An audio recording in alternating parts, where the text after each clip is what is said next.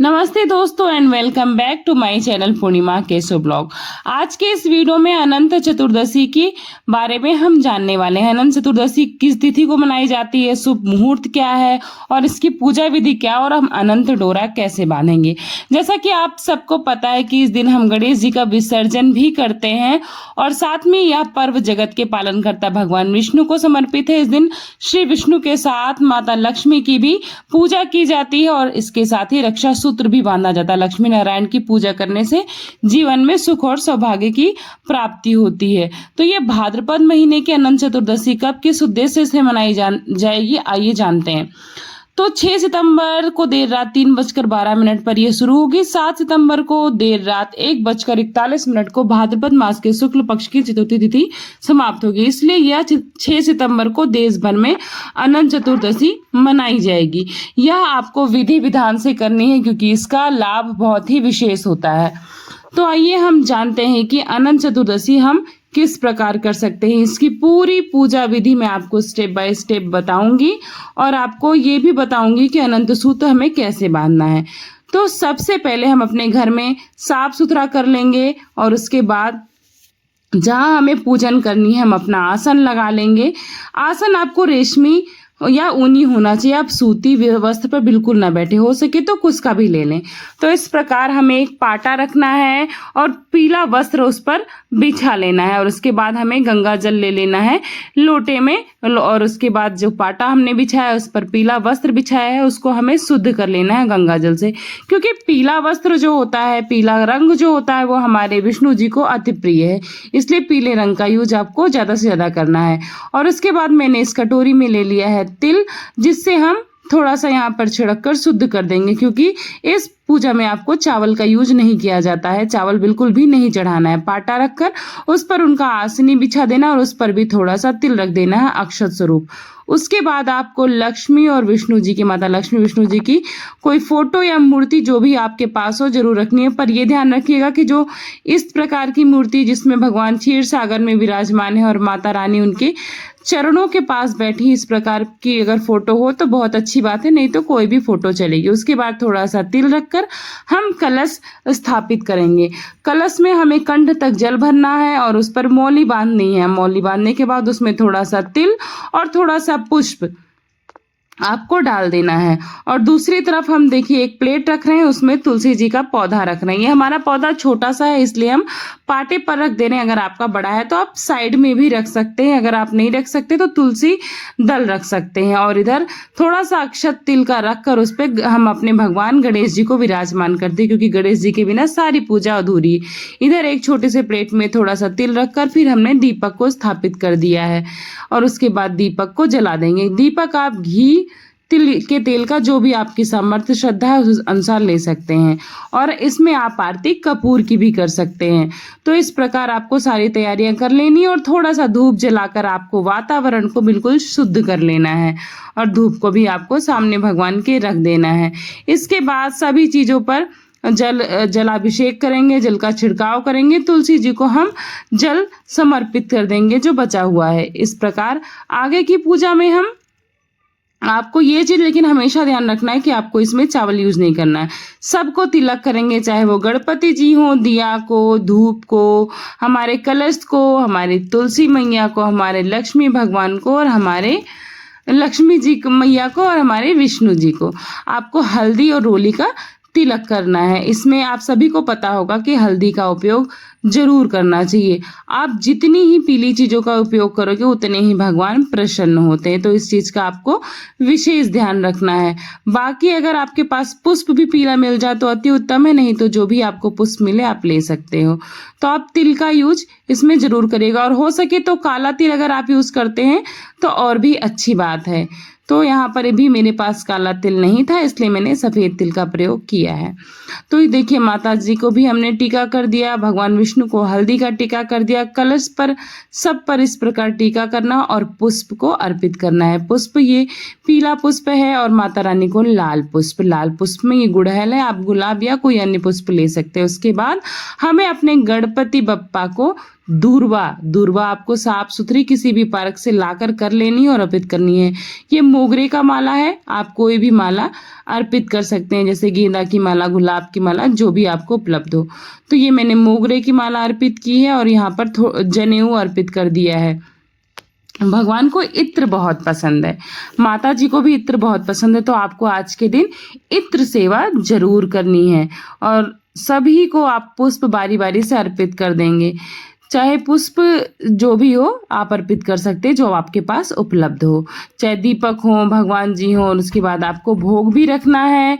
आप भोग में कोई भी मिठाई ले सकते हैं, पीला लड्डू ले सकते हैं, फल ले सकते हैं। अगर आपके घर में शंख है तो आप शंख रखकर उसका भी तिलक अवश्य करें, क्योंकि विष्णु जी की पूजा में शंख रखना अनिवार्य होता है। नहीं तो आप ध्यान करके उसका पूजन कर सकते हैं, अगर आपके पास शंख नहीं है तो। जैसे ध्यान पूजन भी बहुत मायने रखता है, अगर आपके पास जो भी वस्तु नहीं, ध्यान पूजन कर सकते हैं। इसके बाद ये हम कलावा ले लेंगे और कलावा को आप तोड़ लेंगे। कलावा यानी कि मौली, आप सब समझ रहे होंगे। और इसी को वस्त्र स्वरूप हम अपने गणपति जी को अर्पित कर देंगे और उनको वस्त्र स्वरूप इसको पहना देंगे।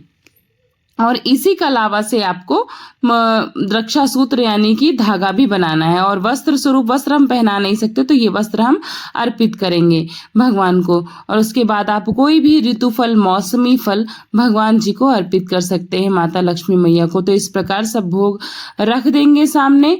और आपको कलावा में जो है कितनी गांठें बांधनी ये भी मैं आपको बताऊंगी।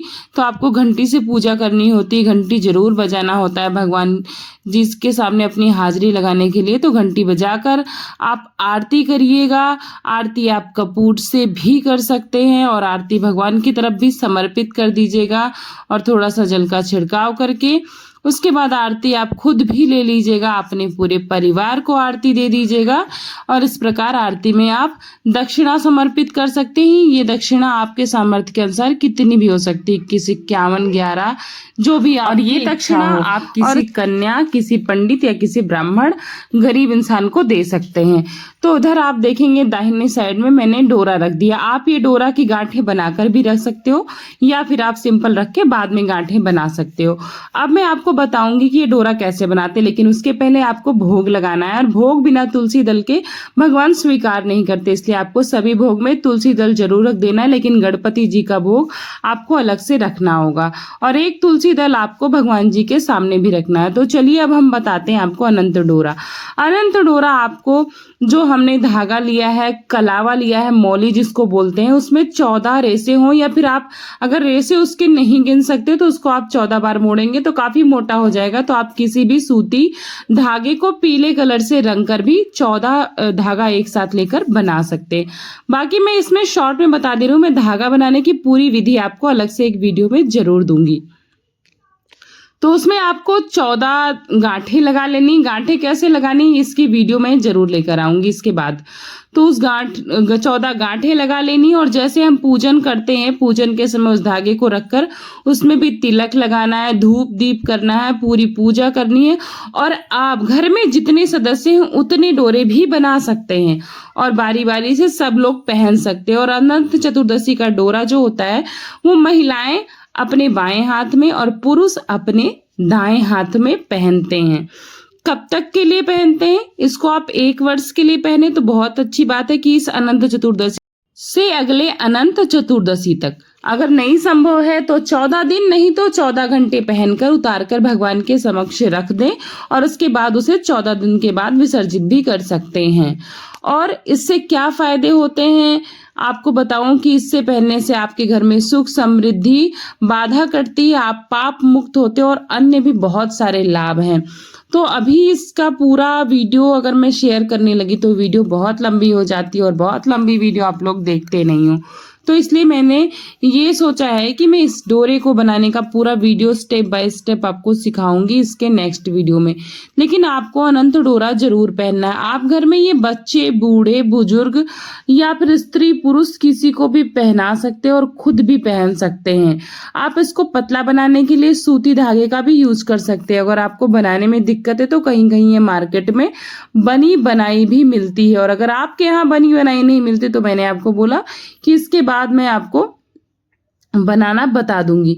तो इस अनंत चतुर्दशी आपको ये सारी चीजें जरूर करनी है। विष्णु सहस्त्र नाम का पाठ करना है, और आपको अगर आप पाठ नहीं कर सकते हैं तो विष्णु जी के 108 नाम की माला जरूर जप करनी है। अगर आपके पास माला नहीं है तो आप उंगलियों पर, जो कि हमारी अनामिका उंगली से शुरू करते हैं, तो उस तरह से आप इसका जाप कर सकते हैं 108 बार उंगलियों से।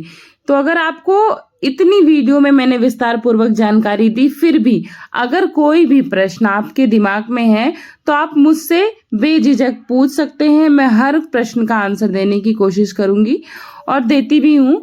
तो बस ये वीडियो ज़्यादा लंबी नहीं करती हूँ। आई होप आप सबको ये वीडियो पसंद आई होगी, और अनंत चतुर्दशी की आप सभी को हार्दिक शुभकामनाएं इन एडवांस। तो आप लोग अपने घर में पूजन करिएगा और अपनी भक्ति का प्रचार करिएगा, क्योंकि भक्ति का प्रचार, मैं बार बार कहती हूँ, सबसे बड़ा दान होता है। आज के इस युग में जहाँ लोग बिल्कुल कलयुग की तरफ अग्रसर हो रहे हैं, ऐसे भक्ति मार्ग पर चलना कठिन तो है लेकिन असंभव नहीं। इसलिए भक्ति करिए और भक्ति का प्रचार भी करिए।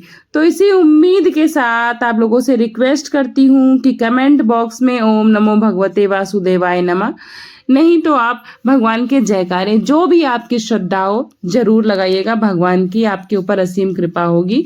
वामन महाराज की पूजा इस दिन जरूर करिएगा। तो बस इसी रिक्वेस्ट के साथ इस वीडियो को एंड करती हूँ। चैनल को सब्सक्राइब कर लीजिएगा। आप लोग हर बार आते हो, वीडियो देखते हो, बहुत सारा प्यार भी देते हो, लेकिन ना तो कमेंट करते हो ना चैनल को सब्सक्राइब करते हो। तो चलिए मिलती हूँ नेक्स्ट वीडियो में, तब तक अपना खूब सारा ख्याल रखिएगा। एक बार फिर से आप सभी को गणपति विसर्जन की और अनंत चतुर्दशी की हार्दिक शुभकामनाएं। राधे राधे, जय श्री कृष्णा। ओम नमो भगवते वासुदेवाय नमः।